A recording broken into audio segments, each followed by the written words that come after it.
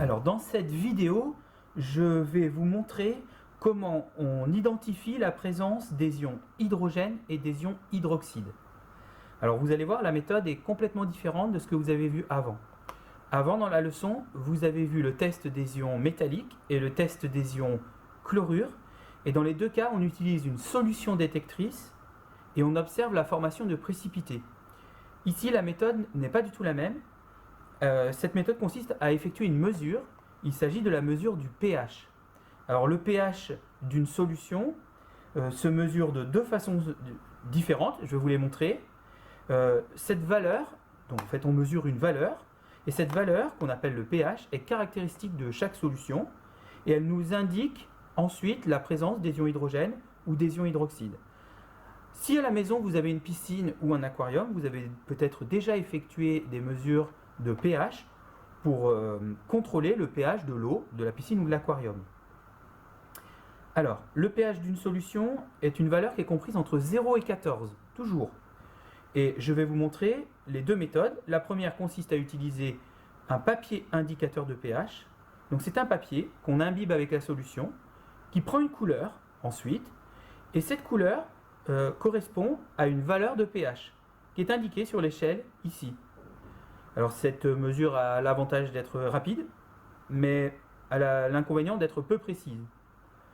L'autre méthode, qui elle est plus précise, utilise un pH mètre. Alors un pH mètre est constitué d'un afficheur, que vous voyez ici, et d'une sonde qui se trouve là, et c'est la sonde qui effectue la mesure.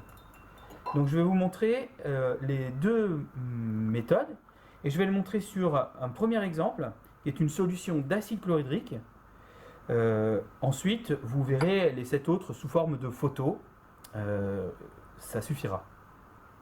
Alors, premier exemple, avec la solution d'acide chlorhydrique et la mesure au papier pH. Donc, je prélève une goutte de la solution et je vais imbiber le papier pH, simplement avec une goutte.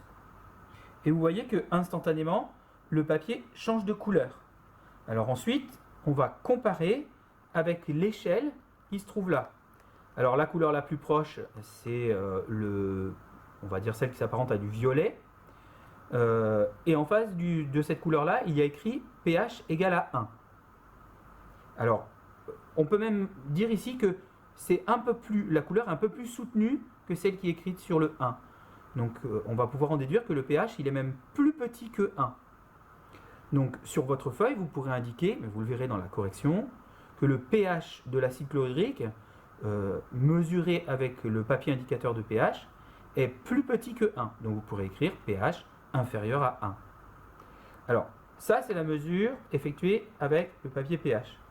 Maintenant, je vais vous montrer la mesure effectuée avec le pH mètre. Donc je rince la sonde d'abord avec de l'eau déminéralisée, puis ensuite je l'introduis dans l'acide chlorhydrique. Alors il faut agiter un petit peu et puis patienter un peu aussi pour attendre que la valeur se stabilise. Et on va pouvoir effectuer la mesure. Alors vous voyez que c'est plus précis parce qu'on a des chiffres qui vont jusqu'au dixième et au centième. Alors on va arrondir parce que le dernier nombre là n'est pas très précis. Donc là on va pouvoir indiquer que le pH de l'acide chlorhydrique est 0,8. Donc si j'arrondis au dixième, la valeur la plus proche c'est 0,8. Alors on peut noter que les deux valeurs correspondent. Dans un cas on a dit que c'était plus petit que 1.